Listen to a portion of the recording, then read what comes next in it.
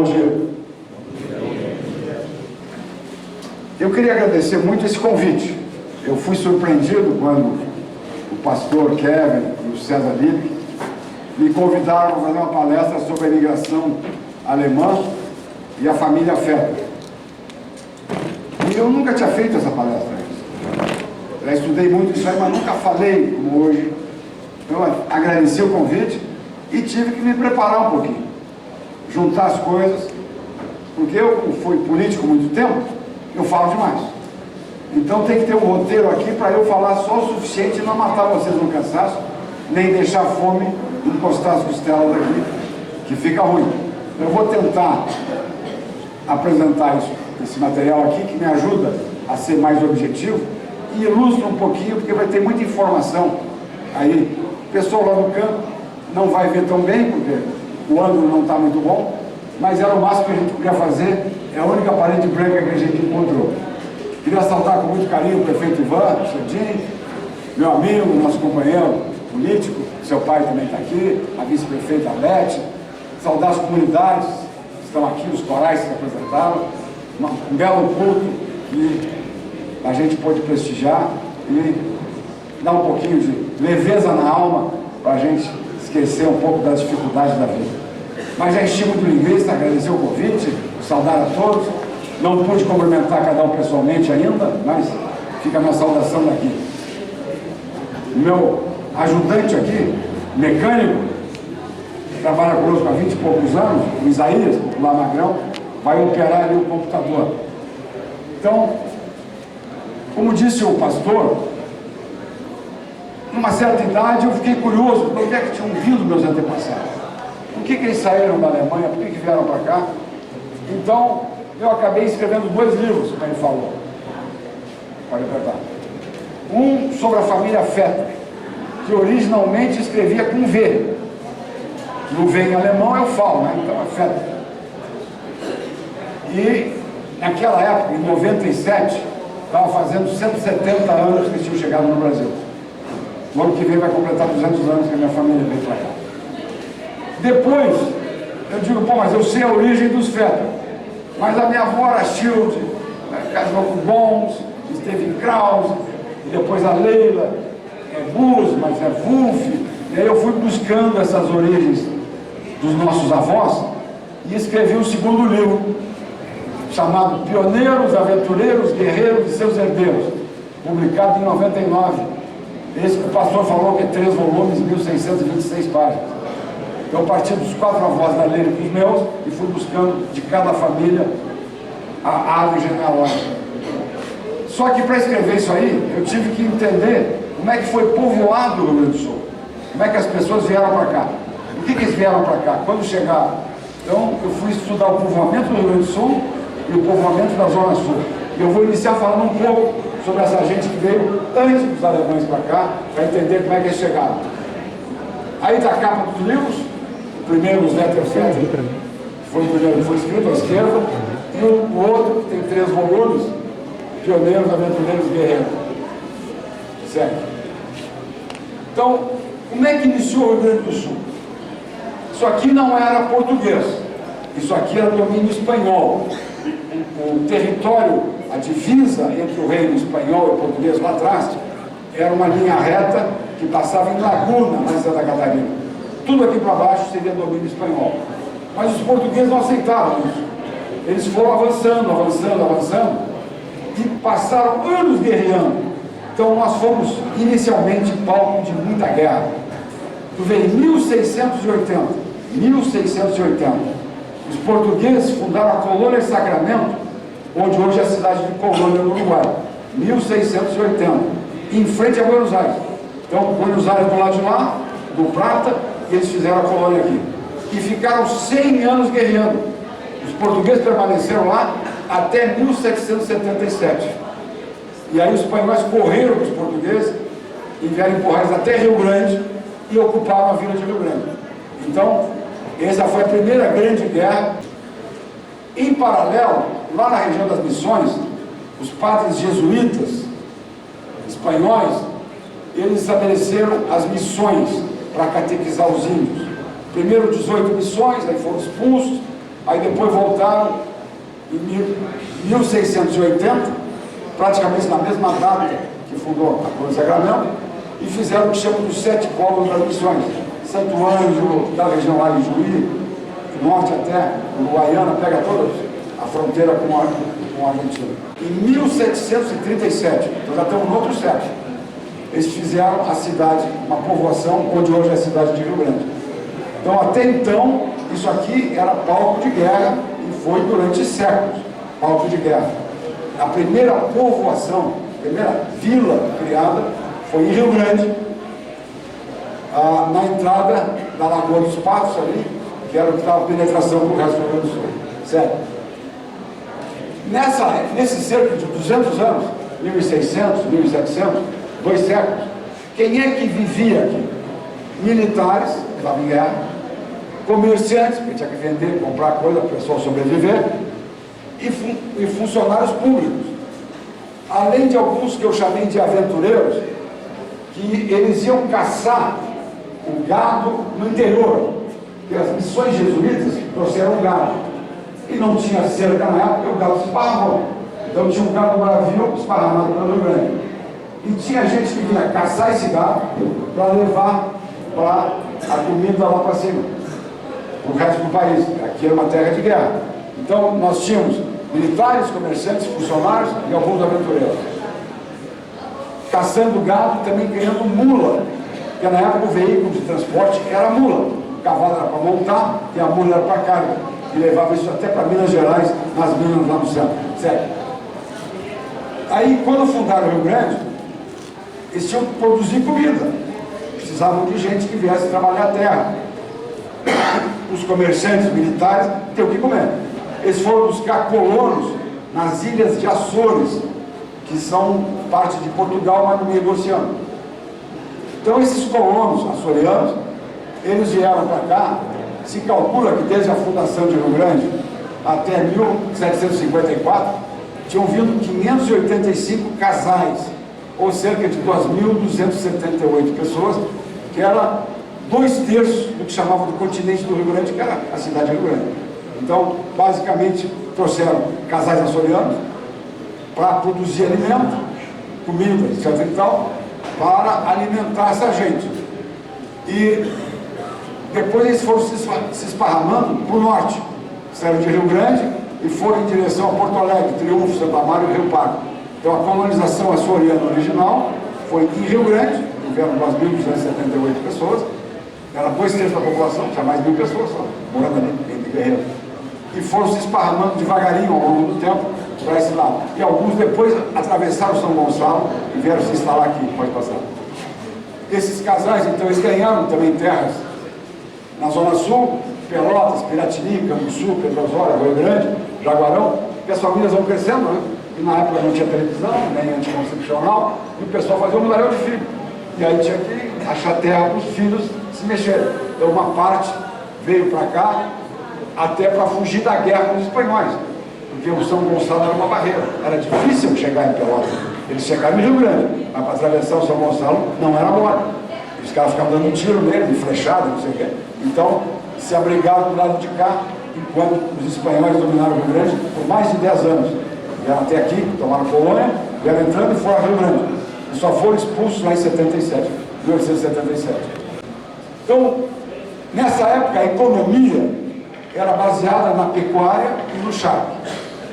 Ou seja, os produtos que se vendiam era a pecuária e o charque. Pecuária porque tinha esse gado bravio esparramado, além de que os portugueses também trouxeram alguma coisa. Mas tinha essas fazendas, tanto que o nome da cidade, Vacaria, eram as vacarias do norte. Ou seja, eram estâncias sem fronteiras, áreas grandes, onde o gado se multiplicava e eles iam caçar. Só que tu não tinha como conservar a carne a não ser salgando. E aí veio atrás do gado o charque, que foi fundada a primeira charqueada em 1780. Aqui pelo Pedro Martins, aqui na beira do Arroio Pelotas. E tu vê que em 1820, 40 anos depois, já tinham 18 charqueadas. Chegaram a ter 30 e tantos. E aí Pelotas e a região passou a bater até 600 mil cabeças por ano naquela época, mais que abate hoje, para ter uma ideia. E esse charque, ele ia para toda a costa brasileira. Ele abastecia desde Porto Alegre até Pernambuco. Vendiam essa carne salgada, que era a única maneira de conservar. Vendiam também o sebo, vendiam o couro, enfim, os vários produtos. E essa pecuária charqueada dominava a economia de Pelotas por 150 anos, até a Primeira Guerra Mundial. Então, foi um período de muita pujança, pode virar. Uma coisa que pouca gente sabe, em 1783, instalaram aqui em Turuçu a Real Feitoria do Linho Cânhamo, no que nós conhecemos hoje como a Ilha da Feitoria. Ali eles mandaram militares, escravos, para fazer cordas e velas, porque todo o transporte na época era marítimo, era na água.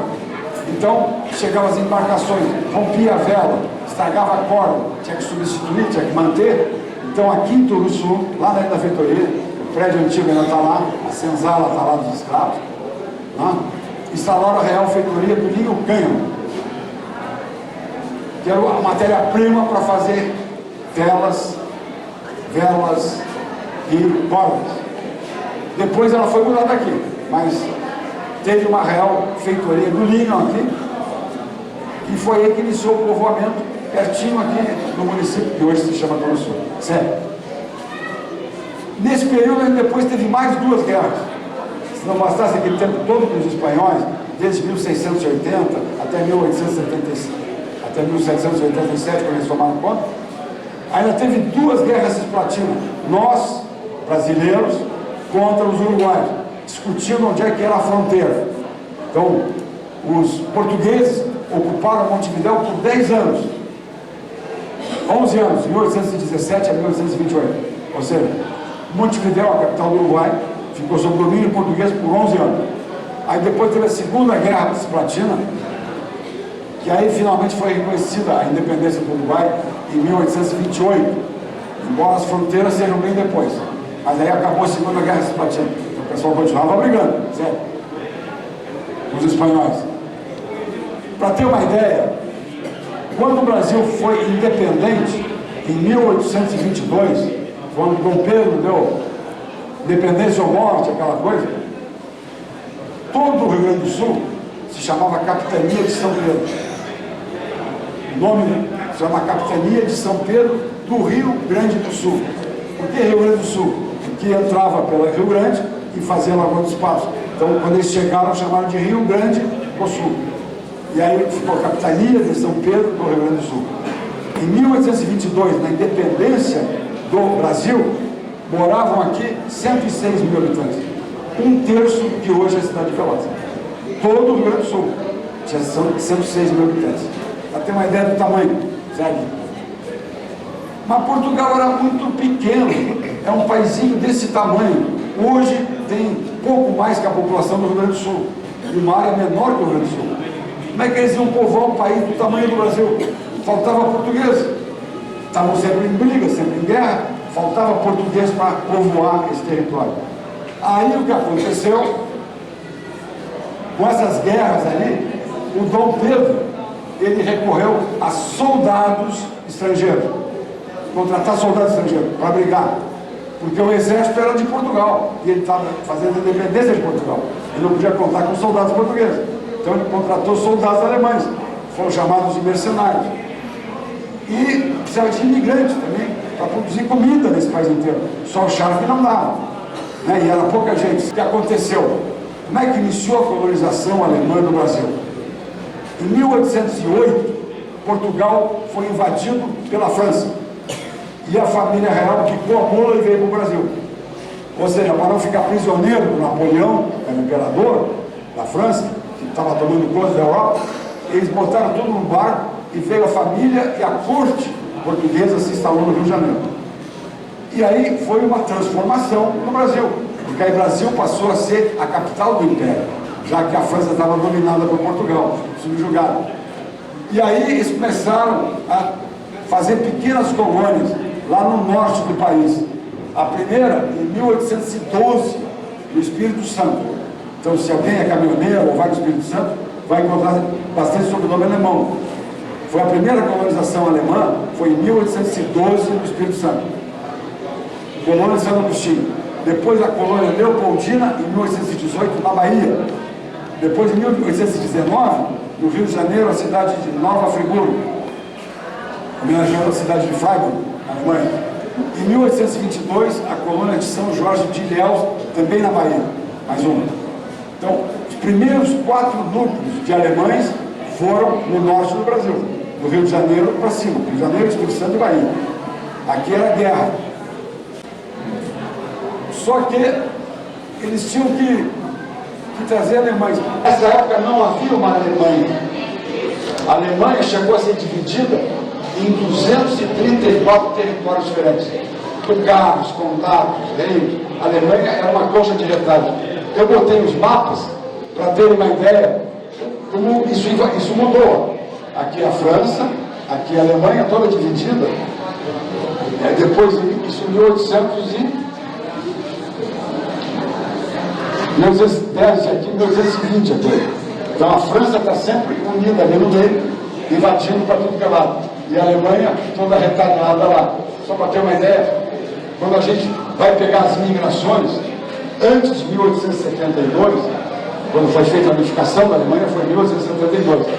Antes disso, a pessoa dizia que veio da Prússia, veio da Pomerânia, veio do Condado de Hessen, veio da Renânia, ou seja, identificava a sua procedência não como Deutschland, não existia Deutschland, existia gente que falava alemão, dividido em várias comunidades, parte na Áustria, que era parte desse país separado, parte na Suíça, que foi um país separado, parte até na Bélgica, tinha gente que falava alemão por toda aquela região, mas quando unificou, fez o contorno da Alemanha atual, e foi em 1871 que foi unificado, e a Áustria e a Suíça ficaram fora.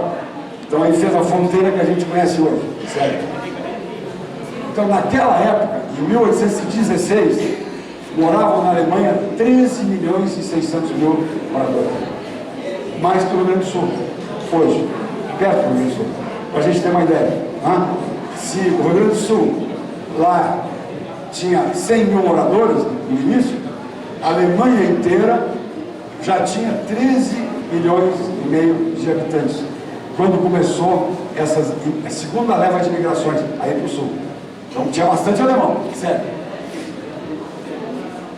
Eu fui pesquisar muito para escrever esses livros, e num dos livros eu achei que entre 1821 e 1884, em 60 anos, 4 milhões e meio de alemães saíram da Alemanha, migraram.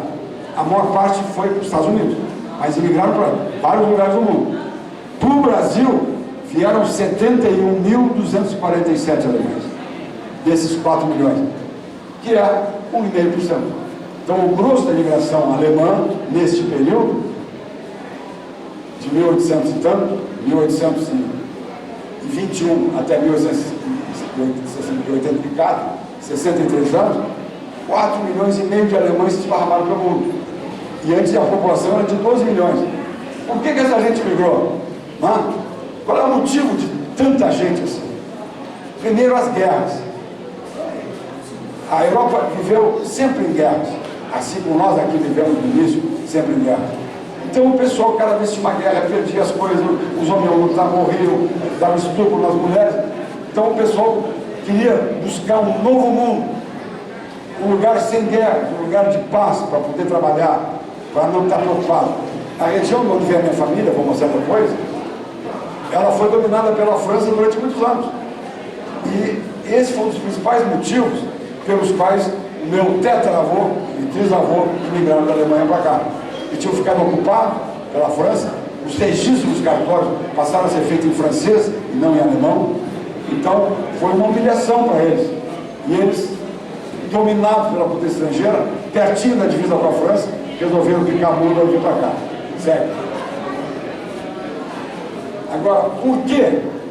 Por que veio essa nova onda de imigração agora? Porque o Dom Pedro I, a família real voltou para Portugal em 1821. Ficaram aqui de 1808 a 1821, 13 anos. Aí fundaram praticamente tudo no Rio de Janeiro que a gente tem hoje. O Rio de Janeiro, vai lá ver as construções, são desse período, onde eles construíram muita coisa para instalar 13 mil pessoas, 13 mil, que fugiram com a família real e se instalaram no Rio de Janeiro. Então, não tinha como acomodar tanta gente. Construíram muitos palácios, casas, enfim, que a gente conhece até hoje no Rio de Janeiro. Só que, quando a família real voltou para Portugal, em 1821, o pessoal tinha gostado de ser capital do Império. E tinha gostado que tinham investido muito no Brasil, porque tudo tinha construído aqui, lá estava dominado, e não queriam voltar a ser colônia. Então estimularam Dom Pedro para fazer a independência do Brasil. Então é curioso, né? O filho do Dom João, era o rei, proclamou a independência em cima do pai, para não perder o poder. Ficou Dom João governando Portugal e o filho dele proclamou a independência do Brasil. Só que aí precisava de gente. Como eu disse, eles não tinham soldado, não tinham imigrantes para produzir comida. Por que eles optaram por seguir? Por que optaram? Porque o nosso amigo Dom Pedro casou com uma princesa austríaca, que fala alemã, filha do imperador da Áustria, Dona Leopoldina. Então ele casou com a Dona Leopoldina e disse assim, bem, tem tudo que fazer para trazer mais alemão. Já tinham feito algumas colônias no norte, agora vamos povoar o sul. Então ele contratou um major desse grupo de mercenários para ele lutar, chamado Jorge Antônio von Schäfer, um agente de negócios políticos, e mandou ele para a Alemanha para conseguir soldado e colono. Ele precisava de soldado para as guerras aqui e colono para produzir alimento. Segue. Aí foi criado o regimento de estrangeiros e grande parte desses alemães que vieram, eles vieram para cá, para o Rio Grande do Sul, porque estava tendo aquilo que eu falei, a Guerra Cisplatina, onde invadiram Montevidéu, tomaram o Uruguai, brigaram por mais de 10 anos. Então, deslocaram grande parte desse contingente de alemães que vieram para cá. Sério. E tem um outro fator. Em 1826, por pressão da Inglaterra, proibiram o tráfico de escravos negros para o Brasil. O pessoal continuou trazendo ilegalmente, contrabando, desfazendo. Mas desde 1826, a Inglaterra obrigou o Brasil a parar de importar oficialmente escravo negro. E aí faltava mão de obra. Então precisamos de gente, vamos trazer europeu. Porque o europeu não podia ser francês, eles queriam enviar para a França. Não podia ser espanhol também, não podia ser holandês. Alemão, porque a princesa Leopoldina era de origem alemã. Sério. Então, começou em 1824, que esse Schäfer foi para a Alemanha, publicou nos jornais, fez folheto, fez palestra, para convencer gente a migrar para o Novo Mundo. De 1824 a 1829, 5 anos, foram feitas 27 viagens de navios trazendo colonos para cá. E soldados. Vieram 8 mil pessoas. O Schäfer trouxe 8 mil alemães nessa investida durante 5 anos. Desses 8 mil, 3 mil eram do serviço militar, guerreiros, soldados. E 5 mil eram homens, mulheres, crianças, famílias de colonos, agricultores, para povoar o Rio Grande do Sul. Então, em 5 anos ele trouxe 8 mil, 3 mil para a guerra, que acabaram vindo para cá por causa da Guerra Cisplatina, e 5 mil foram colonizar o início do Rio Grande do Sul. Certo? Para alojar os colonos, o que acontece? Aquela feitoria do Linho Canho, que estava aqui, por 5 anos, ficava muito isolada. Eles mudaram aquilo porque nós conhecemos hoje como São Leopoldo, que era mais pertinho de Porto Alegre, mais protegida de ataques e mais acesso às facilidades. Então, ficou 5 anos em Turuçu e criaram a feitoria lá onde a gente conhece hoje, São Leopoldo, Novo Hamburgo, Campo Bom, Patrocínios. Então, essa feitoria existia já há muitos anos. E aí o governo disse assim, essa área da feitoria eu vou destinar para alojar os colonos. Então, já era do governo, né? Para fazer cordas, velas. E aí, o que acontece? A primeira leva de colonos alemães, ela chegou no Rio Grande do Sul no dia 25 de julho de 1824.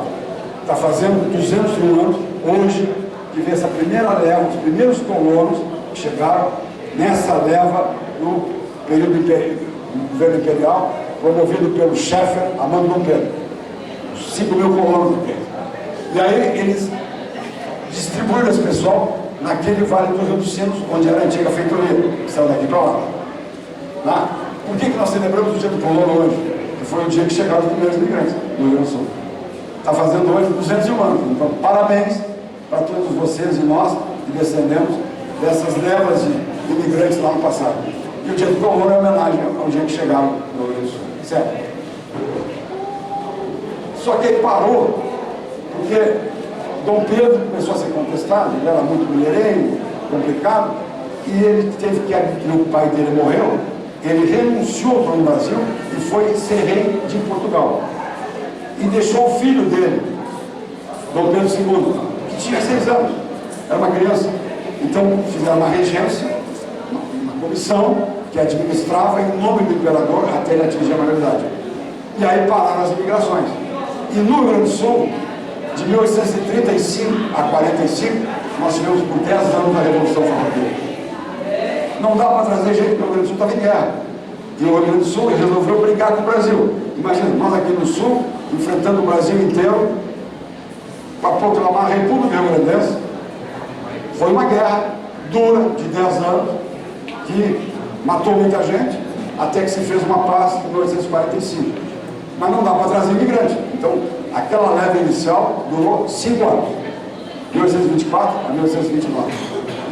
Sério. Ali, até hoje, está a casa onde era a feitoria, existe, hoje é um museu, lá em São Leopoldo. Essa era a sede da tal feitoria, que ficou a sede também da colonização. E ali a região, aqui é Porto Alegre, aqui é essa área que era da feitoria, chamou de colônia São Leopoldo, e aqui é a cidade de São Leopoldo, para se situar. Ficava bem pertinho de Porto Alegre, tinha comunicação pelo Rio dos Sinos, com a Lagoa dos Patos com o oceano, então ficava estrategicamente, e foi aí que deslocou também a população para lá. Foi ali que iniciou essa colonização. Segue. E aí, então, de onde é que vieram os fetos nessa história toda? Vieram nessas imigrações lá para a feitoria em São Leopoldo, Campo Bom, Novo Hamburgo. Então chegaram aqui em 1800, meu tetravô, junto com meu trisavô, que é o Jacó, nascido na cidade de Groza, na região do Hunsrück, no Grão-Ducado de Hessen-Darmstadt, que hoje se chama Estado da Renânia-Palatinado. Então é no sul da Alemanha, num quadrilátero que fica entre os rios ali, e chamavam de Hunsrück, porque a topografia parecia um lombo de um cachorro. Então, Hunsrück.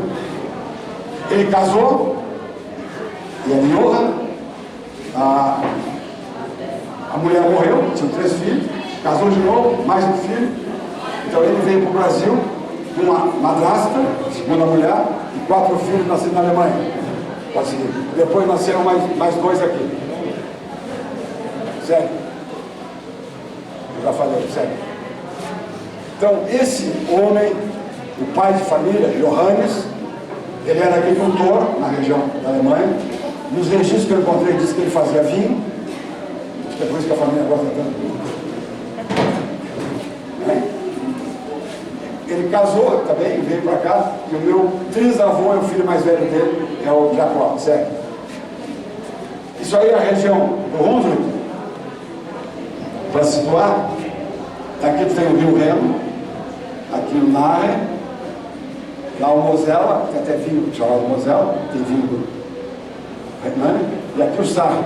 Então esse quadrilátero, pertinho das cidades maiores, são Mainz, aqui, Frankfurt, Koblenz, e a nossa região é essa aqui, a região que veio da Alemanha, ou seja, essa aqui, número 10. A família Vetter veio dessa margem desse rio Nahe, pertinho de onde ele se encontra o rio Reno, no sul da Alemanha, certo? Então, eles resolveram viajar para o Brasil, tinha acabado o domínio francês, mas estavam reflexos da guerra, enfim, venderam o que tinham lá, embarcaram no navio, saíram de lá em agosto de 1825, pouco depois dos primeiros, chegaram em 24, e viajaram de navio por 75 dias, 2 meses e meio para atravessar o oceano, dentro do veleiro, imagina um casal, 4 crianças, mas um monte de colono na volta. 2 meses e meio. Morreu muita gente nessa viagem.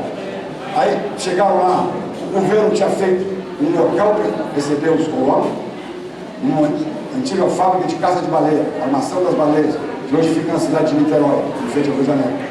Então, pegou as instalações, onde era a fábrica que matava baleia, processava baleia, que até hoje é importante o óleo de baleia, para vários usos, inclusive para lampiões, e eles ficaram 75 dias lá.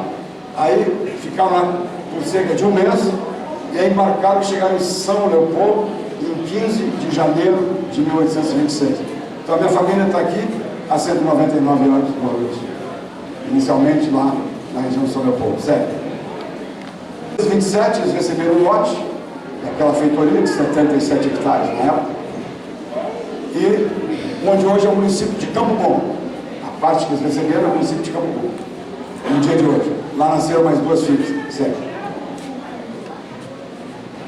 Então, o meu trisavô, ele era o meu tetravô, pai dele. O Jacó, ele chegou, era o filho mais velho, chegou com 8 anos de idade. Os outros 3 irmãos eram menores, chegou a criançada. Junto com o pai, a madrasta e 3 irmãos. 12 anos depois, em 1838, a madrasta estava numa reunião de mulheres, eu estava se importando, fazendo pública, conversando, e teve um ataque, e mataram a madrasta dele. Ele se irritou, ficou bravo, e entrou no exército para combater os farrapos. Então ele entrou no exército imperial para combater os farrapos, e peleou desde 1838 até 45, lutou na guerra como soldado brasileiro, alemão, dos 20 anos aos 27 anos, imagina. E aí, ele foi promovido ao alferes, depois a capitão, pela luta, segue. Então, segue. Então, aí é que mudou o nome para Vetter com F, porque o alemão chamava lá, vem cá soldado, para qual Vetter? Ele dizia, não, Vetter, não Vetter, Vetter. Não, mas está escrito com V, alemão burro, é Vetter. Não, alemão, é Vetter. Aí ele se irritou e mudou o nome para F. E os outros irmãos continuaram com V. Então, tu encontra lá em Campo Bom, Bom Princípio, Caxias, tem um monte de Vetter com V, que é dos irmãos e irmãs dele. Ele foi o que mudou no V para F, porque ele não se irritou, porque não chamava ele de Vetter.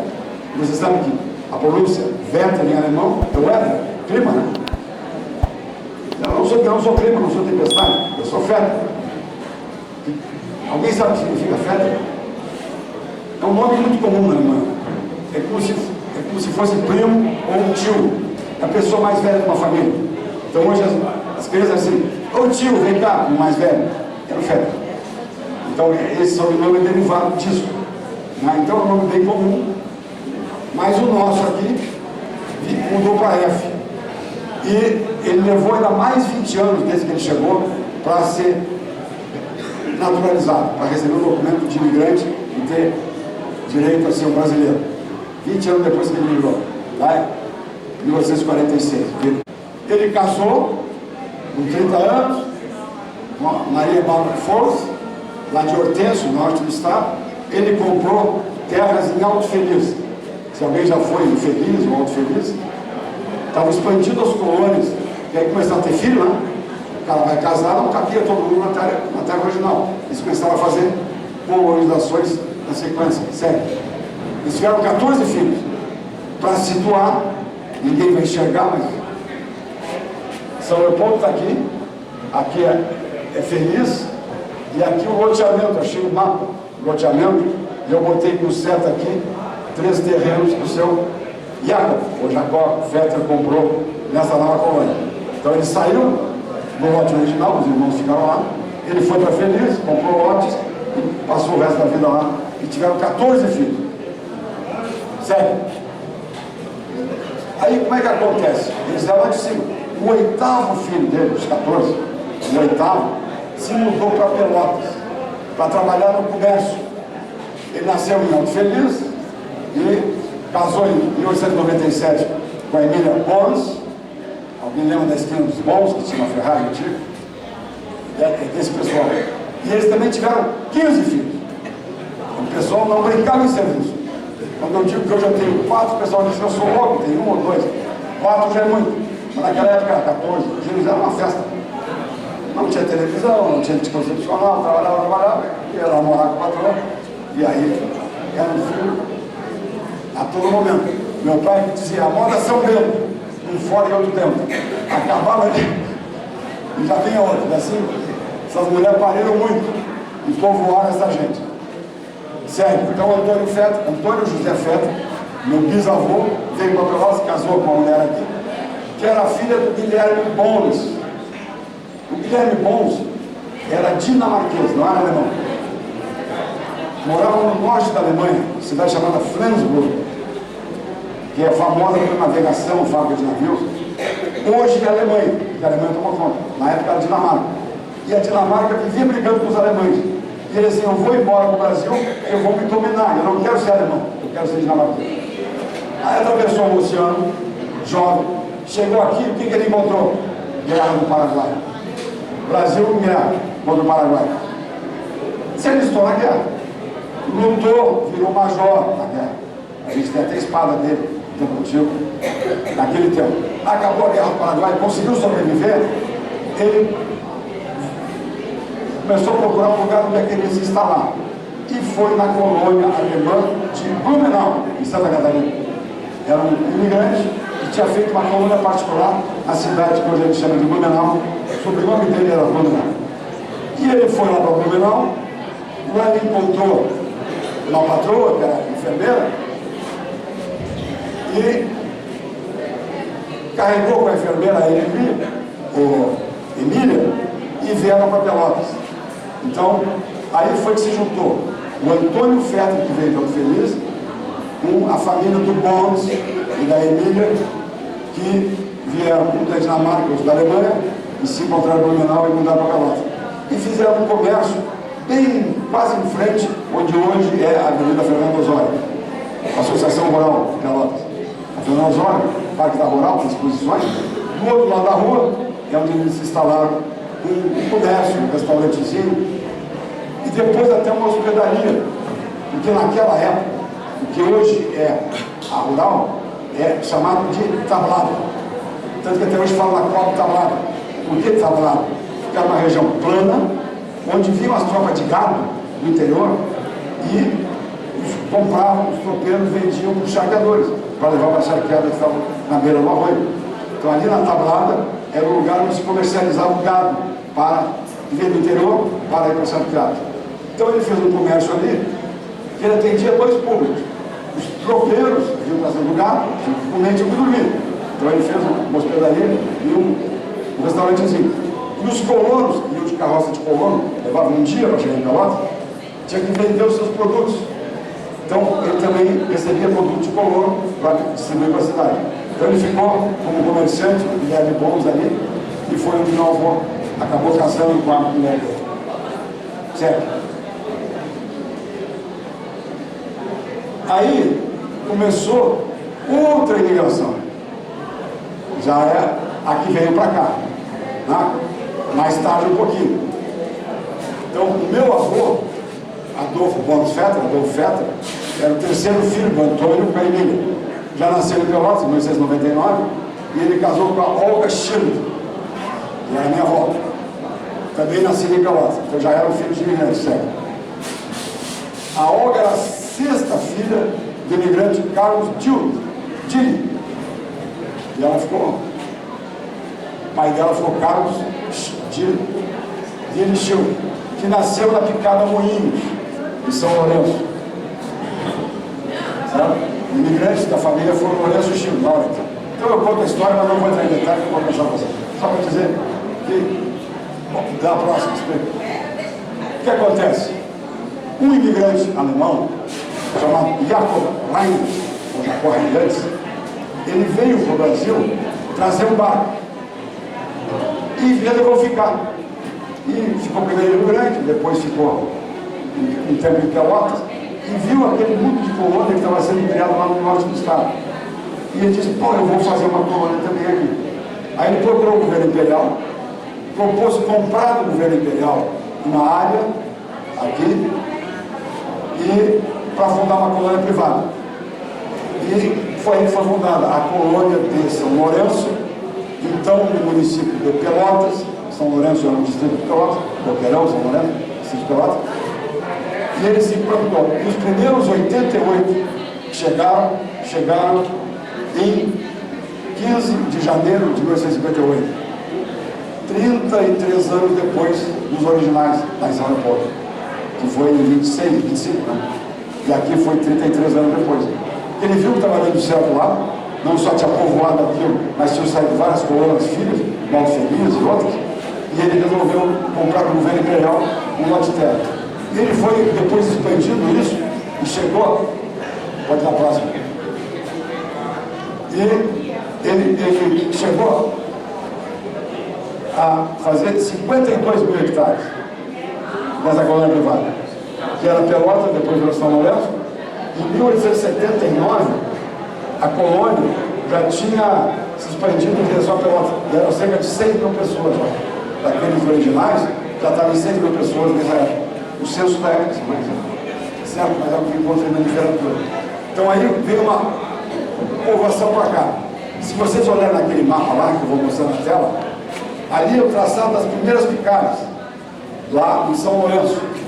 É um mapa que eu achei no livro sobre a vida do Reynolds. Então mostra as picadas, harmonia, tal, você vai olhar, Teveros e tal. E aí eu marquei o que é aquilo sul hoje para saber. Então, aqui está a estrada Pelotas de Porto Alegre, no sul está naquela seta vermelha, e esse é o mapa bem original de quando o Jacó Reynolds resolveu comprar no governo imperial e fazer as picadas, e que hoje a gente conhece uma comissão ali. Só que ele foi comprando terras depois, foi expandindo e fez do lado de cá o Rio Grande também. Aí tem aí, Arroio do Pardo, Progresso, Serrito, ainda foi do tempo da família de Jacó Reynolds. Foi o grande povoador, 52 mil hectares, ele deixou dos colonos. É muita coisa. Sério. Aí o mapa esse, está lá. Eu fiz ele grande para vocês poderem olhar depois. Porque ninguém vai guardar tanta informação, e muito menos um mapa. Então eu fiz aquele banner lá, para ter uma ideia de como é que foi esse início da colônia de São Lourenço. Sério. Meu avô, já está nasceu em 1899.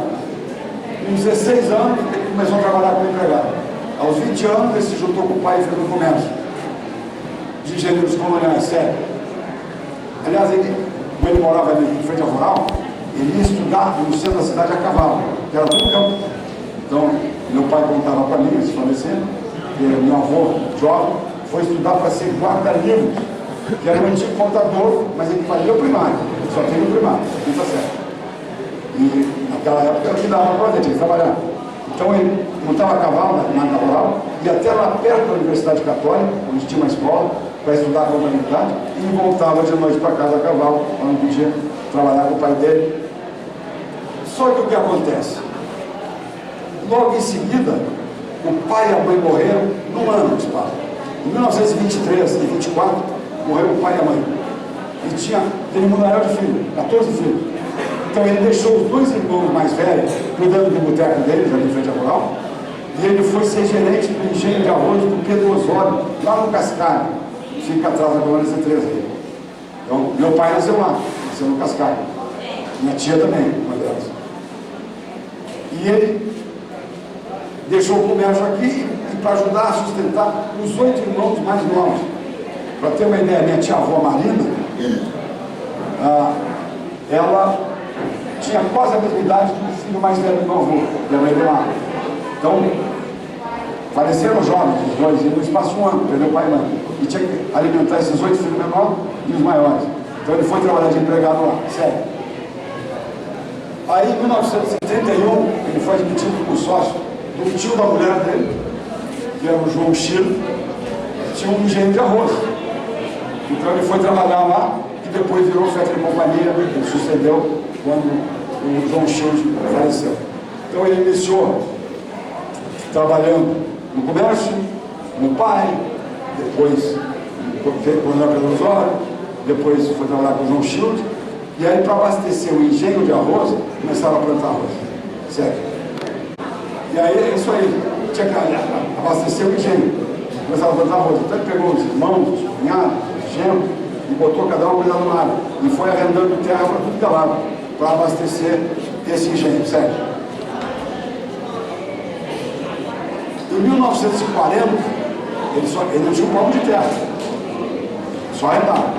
Em 1940, ele conseguiu comprar a primeira propriedade no Retiro, onde eu nasci, terceiro distrito de Pelotas.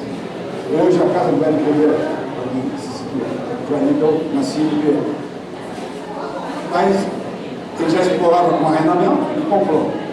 E em 21 de julho de 45, então nós estamos falando 80 anos atrás, ele comprou a Fazenda São José, aqui em Turuçu, hoje Turuçu. Então, nós estamos aqui há 80 anos, plantando arroz e criando bovinos. Meu avô faleceu em 67, eram 5 filhos, 2 deles ficaram como sócios, o tio Edemar e meu pai, pela Rufim, e os outros ganharam outras terras que a gente tinha conseguido comprar. Então, tipo, uma família. Mas o meu pai e o meu tio tinham muita afinidade, os outros estavam políticos, eram amigos, ficaram sócios aqui na Grande São José. Depois que eles faleceram, em 2004, nós dividimos a propriedade entre os filhos do Edmar e do Adolfinho, e cada um trocou a sua propriedade e toca até hoje. Eu, a nossa parte, e meus primos, Beza, Virgínia, Paninho, tocam a metade deles. Certo?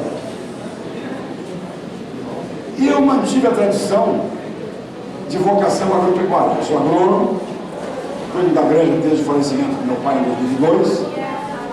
Eu sou responsável por 23 anos, a gente me ajudava, mas aí com o falecimento dele eu passei a tocar, primeiro para todo mundo, depois que dividiu a nossa metade.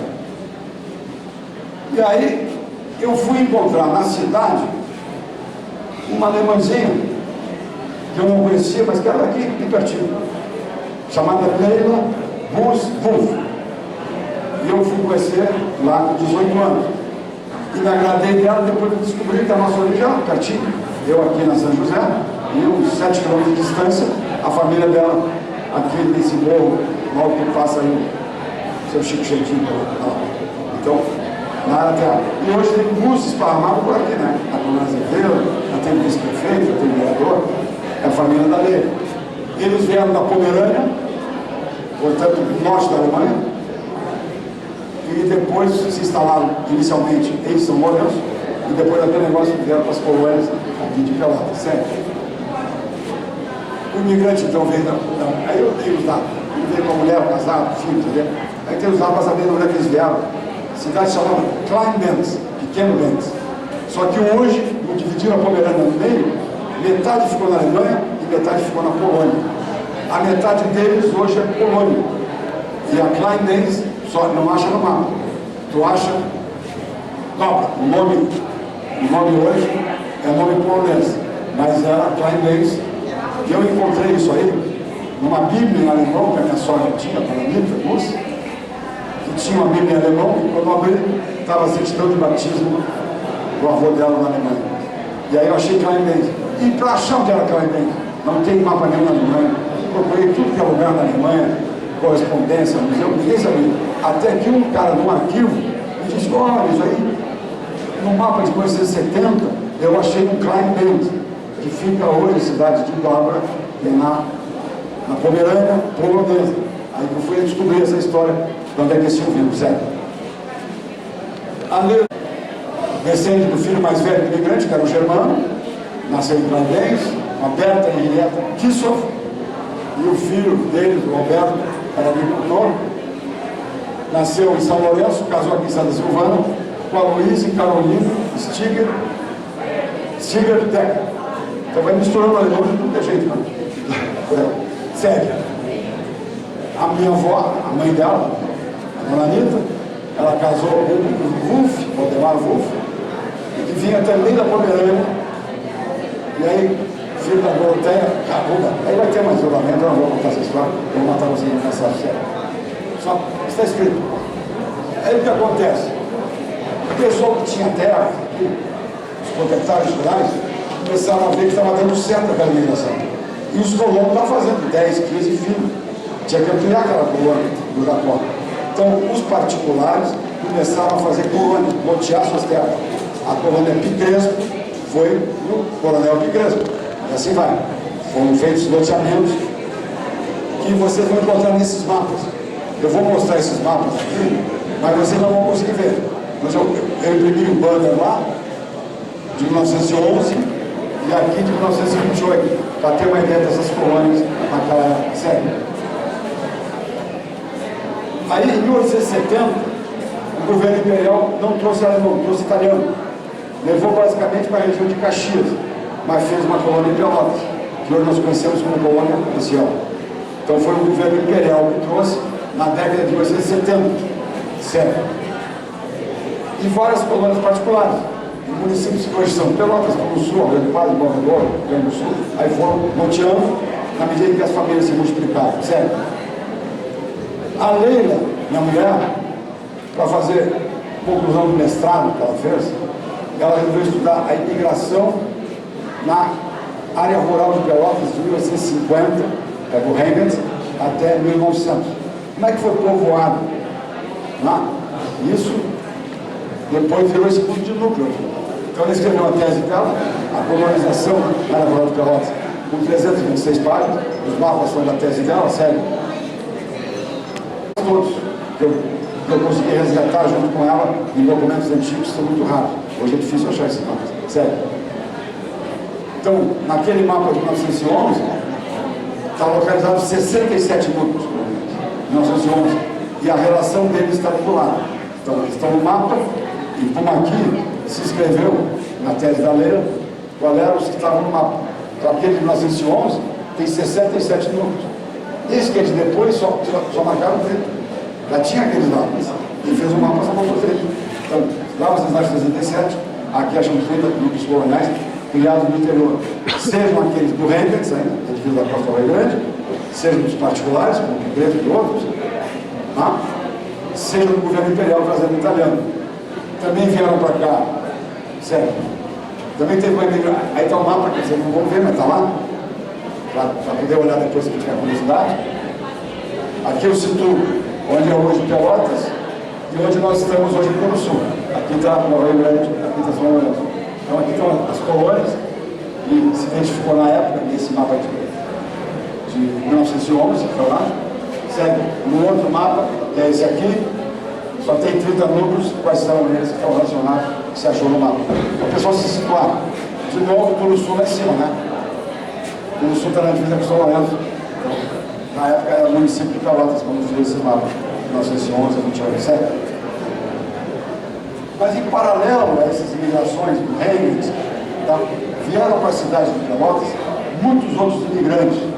Porque o pessoal das charqueadas começou a ganhar dinheiro vendendo charque para o Brasil inteiro e começaram a trazer móveis, pianos, louças da Europa. E começaram a fazer aqueles casarões que tem lá no centro de Pelotas. Precisavam de mão de obra, de arquiteto, pedreiro, construtor, marceneiro, carpinteiro. Começaram a importar imigrantes profissionais para a cidade. Então, em 1899, na cidade tinham 2.000 portugueses, 654 italianos, 482 uruguaios, 457 espanhóis e 291 alemães. Então, é outras imigrações, avulsas de funcionários. Para atender, fazer charuto, fazer carruagem, fazer chapéu, fazer couro, trabalhar com couro, celas e tal. Então, teve muita imigração para a cidade, também mais avulsa. Aí, por conta do charqueador, segue mais um. E conclusão, já cansei de vocês bastante, quase uma hora falando, mas tentei objetivar, vai ficar por escrito aqui, vou dar para o pastor agora. Hoje nós estamos celebrando o dia do Colômbia, em homenagem àqueles primeiros que chegaram lá em São Leopoldo, no dia 25 de julho, fazendo 200 anos que se estabeleceram. E foi onde originalmente a minha família veio, mais um. Eu quero aproveitar mais uma vez para agradecer esse honroso convite. Eu nunca tinha feito essa palestra, só que eu tinha que preparar só para hoje. Eu escrevi os livros, mas era da genealogia, da história da família, para condensar desde 1700 até agora, como é que povoou o Rio Grande, como é que povoou a Zona Sul, eu fiz em 20 anos de texto, para dar uma ideia dessa evolução. E situar a família Feta e a da Leila nessa coisa. Então, nós estamos em todo o Sul há 85 anos, desde que meu avô comprou a grande São José. Meu pai passou a produzir e eu sou a terceira geração que trabalham na agropecuária aqui em Turuçu, mais ou menos. Então, eu quero agradecer o convite. Opa, foi demais, volta lá. Mas para situar essas migrações, a gente conta a história do Brasil. Iniciou os militares, as guerras, os comandos açorianos, depois as migrações lá para o norte do estado, para entender como é que a gente se situa nessa história toda. Eu espero que tenha sido útil para vocês. Como eu disse, vou entregar aqui para o pastor isso impresso. Depois, quem tiver curiosidade, paciência, por favor. É muita data e muita coisa. Mas a história está contada aí, do Rio Grande do Sul, da Zona Sul, como é que a minha família e as da Leila se externas à região. Pastor, muito obrigado pelo convite. Foi uma grande alegria ter podido aqui. Desculpe a paciência de vocês. Falei muito, disse muito nome, muita data, é difícil, mas eu acho que em ideia geral vocês entenderam como é que nós devemos parar aqui a partir dos europeus, lá de diversas regiões da Alemanha. Muito obrigado e um abraço a todos.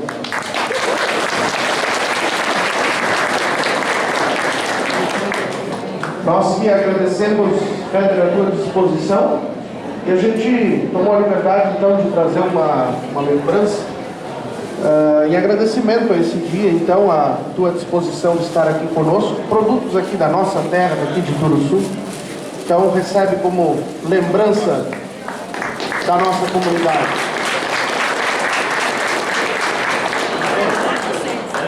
Será bem aproveitado.